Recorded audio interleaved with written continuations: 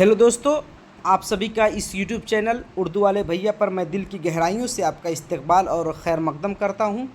ये वीडियो जो आपके सामने पेश किया जा रहा है, उर्दू का कंटेंट और मवाद आपके सामने पेश किया जा रहा है। स्टेट का पेपर, बिहार स्टेट का पेपर होने वाला है और ख़ास करके पेपर सेकंड होने वाला है। उसी के ताल्लुक़ से मैंने आपकी किताब दरख्शां और कहकशां से सिनफ़ी एतबार से चीज़ों को तरतीबवार पेश करने की मैंने ज़हनी तौर पे अपने आप को तैयार किया है। तो सबसे पहले जो 9वीं क्लास की जो किताब थी, उसको जब मैंने देखा तो उसमें इंशाइया के बारे में लिखा था। तो इंशाइया सिन्फ़ इंशाइया को पढ़ेंगे, जानेंगे उसके मुताल्लिक उनकी अहम निकात को। उसके बाद जो किताब में इंशाइया निगार हैं उनको देखेंगे, और जो अहम इंशाइया निगार हैं जो किताब में शामिल नहीं लेकिन उनके मुतालिक सवालात पूछे गए हैं और पूछे जा सकते हैं, हत्तल इम्कान इस बात की उम्मीद है, तो इंशाल्लाह उनके मुतालिक आपके सामने वीडियो पेश किया जाएगा। तो आइए बिला ताख़ीर इंशाइया निगारी का फ़न क्या है इसके मुतालिक देखते हैं, इसको देखते हैं। ठीक है, देखिए आपके सामने इंशाइया।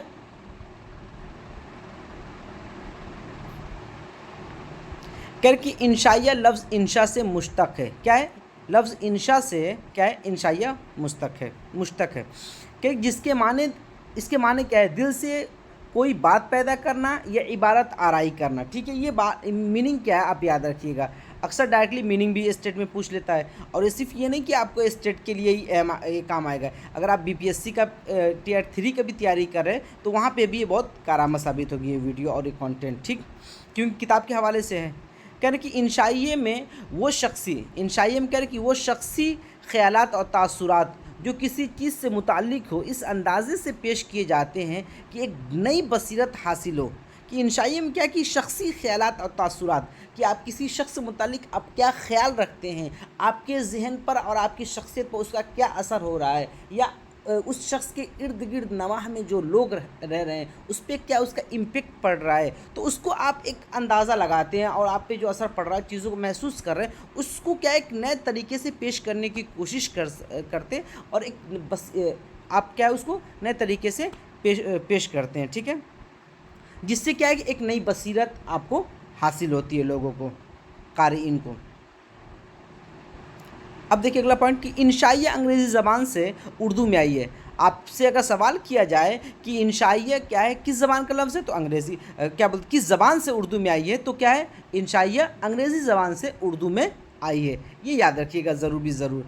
कह रहे कि इंशाइया उर्दू नस्र की निस्बतन, जो उर्दू के नस्र हैं जितने भी, उसमें सबसे जदीद सिन्फ़ क्या है? इंशाइया है।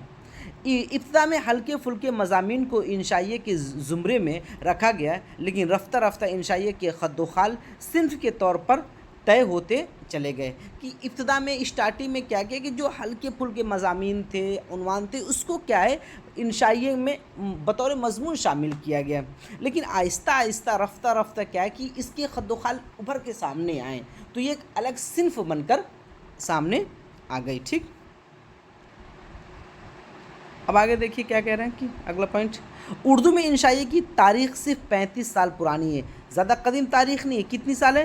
35 साल। तकरीबन हमारी और आपकी कुछ लोगों की इस एज होती है, ऐसी एज होती है। ठीक, फिर क्या करें कि मशहूर नाकिद और इंशाइया निगार डॉक्टर जानस के अल्फाज में क्या है? मशहूर नाकिद और इंशाइया निगार डॉक्टर जानस क्या कहते हैं कि इंशाइया, ये कोटेशन याद रखिएगा इनका जो स्टेटमेंट है, इंशाइया एक ज़हनी तरंग है। ये याद रखिए, इंशाइया क्या है? ज़हनी तरंग है। पिछली बार स्टेट में ये सवाल पूछा गया था, इन ज़हनी तरंग किस सिन्फ़ को कहते हैं, किस नस्री सिन्फ़ को ज़हनी तरंग कहते हैं?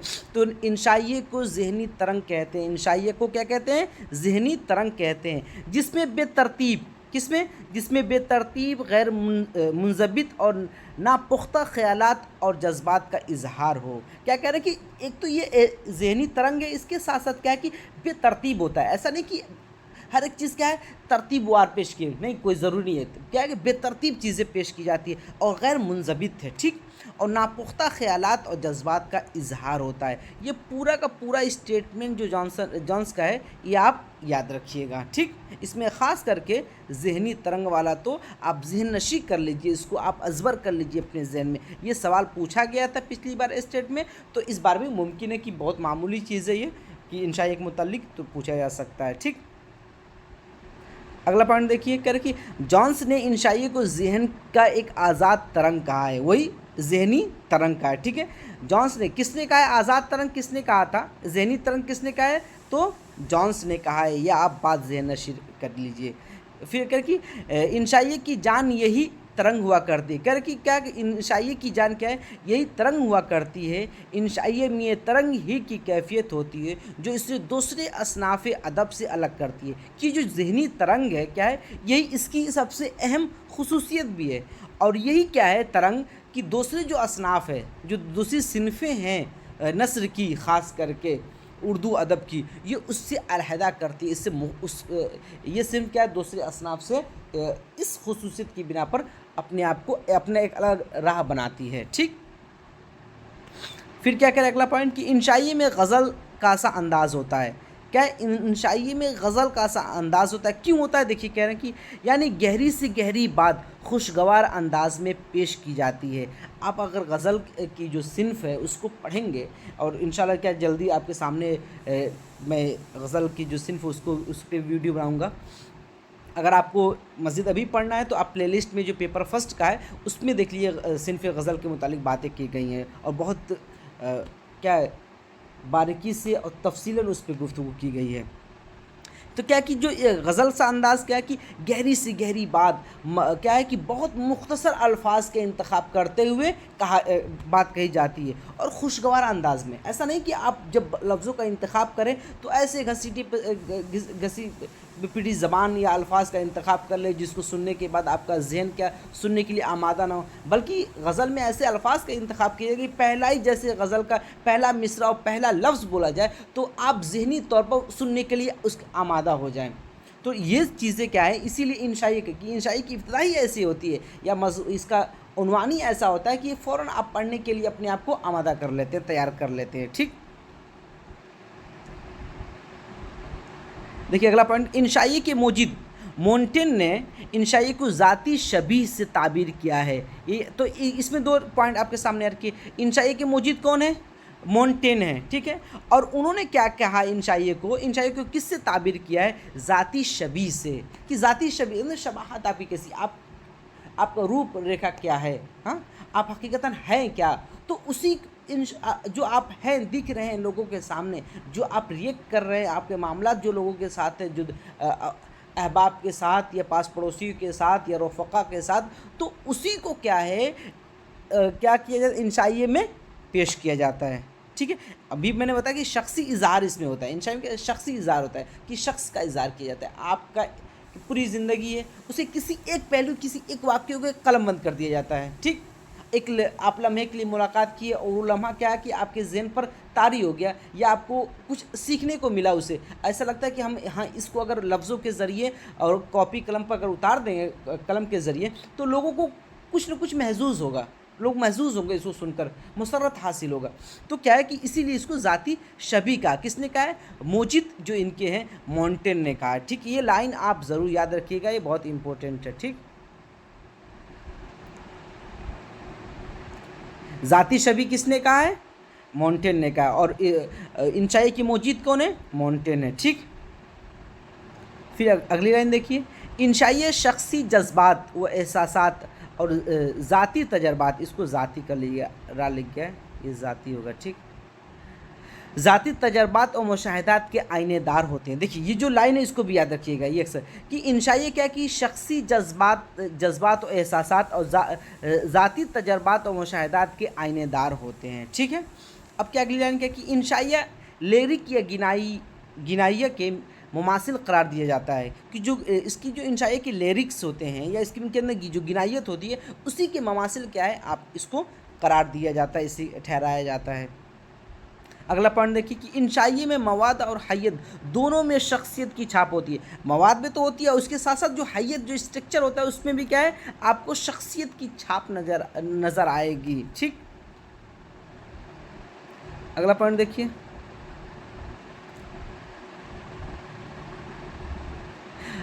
مڈلٹن مرے نے انشائیے میں اختصار کے ساتھ ساتھ عدم تکمیل کو ضروری سمجھا ہے۔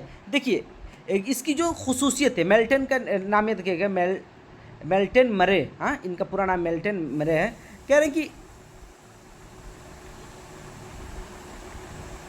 हाँ गया हाँ नहीं, इन्होंने क्या कहा कि इंशाइये की खुसूसियत का इख्तसार है, इंशाइये की खुसूसियत का इख्तसार है, इसके साथ साथ क्या इसका क्या अदम तकमील, कि इंशाइया कभी भी मुकम्मल नहीं होता है। जब आप इंशाइया पढ़ेंगे तो आखिर में आपको लगेगा कि कुछ न कुछ कार्य जो लिखने में मुसन्निफ़ होता है, जो इसका राइटर होता है, आखिर में एक ऐसा नुक्ता छोड़ देगा कि आप सोचने पे मजबूर हो जाए कि इसके आगे आप जहन दौड़ाएंगे और सोचेंगे, कुछ न कुछ सोचने पे मजबूर होंगे।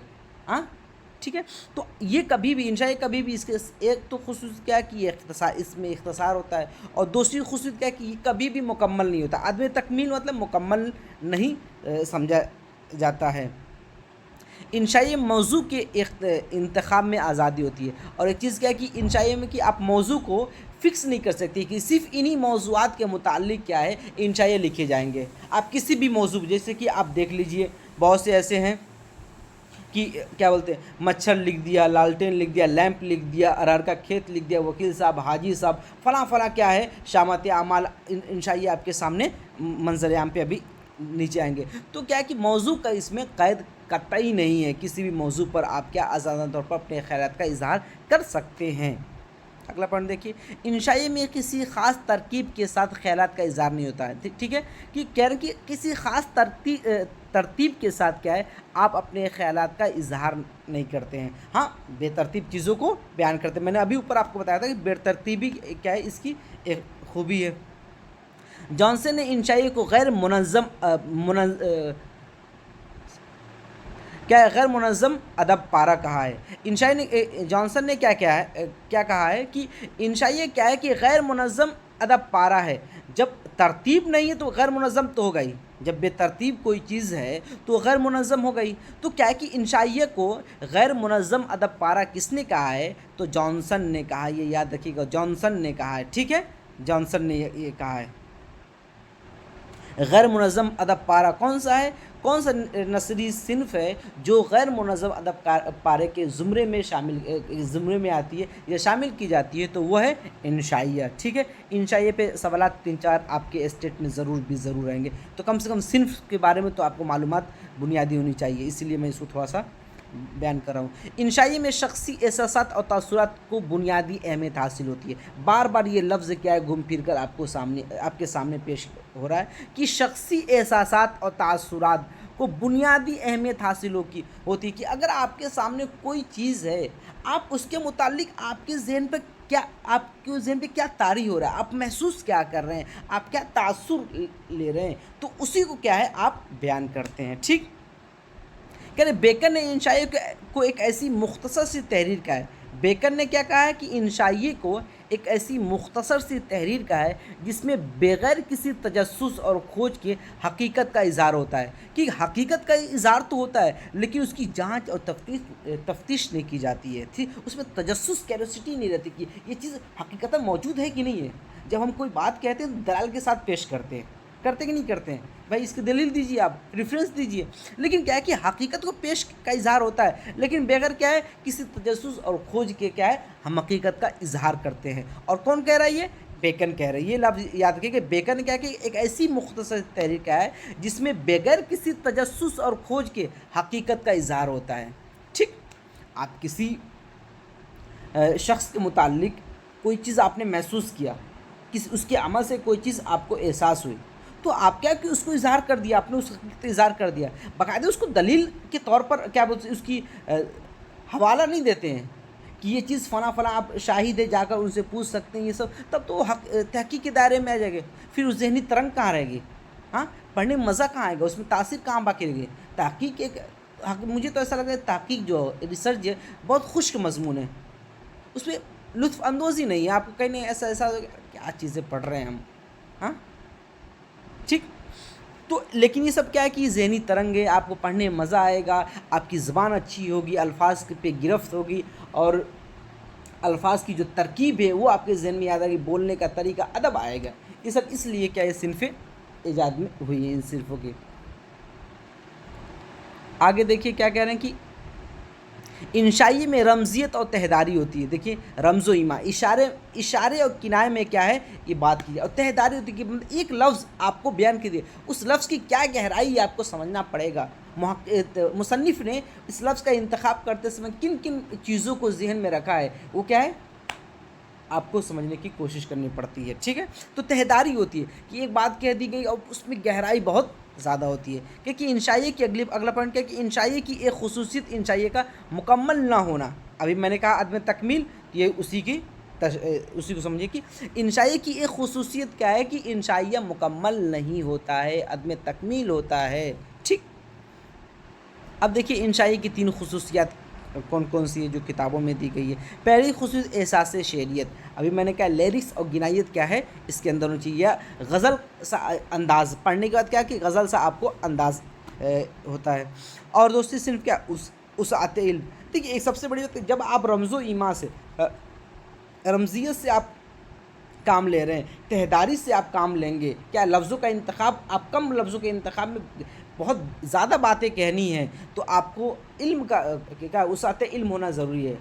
آپ کو علم پہ گرفت ہونی چاہیے، معلومات پہ. لفظوں کا انتخاب آپ کو صحیح ہونا چاہیے کہ ایک لفظ لکھیں گے اسے کتنے معنی آ سکتے ہیں، ایک لفظ یا کتنے واقعات کو بیان کر سکتا ہے، ایک لفظ جو کتنے احساسات اور جذبات کا اظہار کر سکتا ہے. تو اس پہ آپ کو پکڑ ہونی، وسعت علم کا ہونا ہے. علم کا وسیع ہونا بہت ضروری ہوتا ہے کہ آپ کو کئی طریقے سے کیا کئی چیزوں کی معلومات ہو کہ ہاں یہ لفظ کیا اس چیز کو بیان کر رہا ہے، یہ لفظ کیا اس چیز کو بیان کر سکتا ہے، یہ لفظ اس پہلو سے اگر اس لفظ کے معنی دیکھیں تو یہ چیز بھی سامنے آ سکتی ہے. تو جب آپ کو لفظوں پہ گرفت ہوگا، معلومات آپ کی ہوگی، کئی مضامین کے آپ کے معلومات ہوگی سبجیکٹ کے، تب جا کر اس کسی بھی چیز کو تشریح کرنے میں، سمجھنے میں بہت مزہ آتا ہے. اور تیسرا کی خصوصیت کیا ہے کہ حکیمانہ نزاکت خیال. کیا ہے کہ نزاکت خیال ہوتی ہے حکیمانہ. ٹھیک، اب اگلا پوائنٹ دیکھیے. کہا جاتا ہے کہ اردو میں انشائیے کا ظہور مغربی ادبیات کے حوالے سے ہوا ہے. حقیقت یہ کہ اردو انشائیے نے مغرب کے انشائیوں کی پیروی کرتے ہوئے اپنے دائرۂ کار میں کافی وسعت پیدا کی.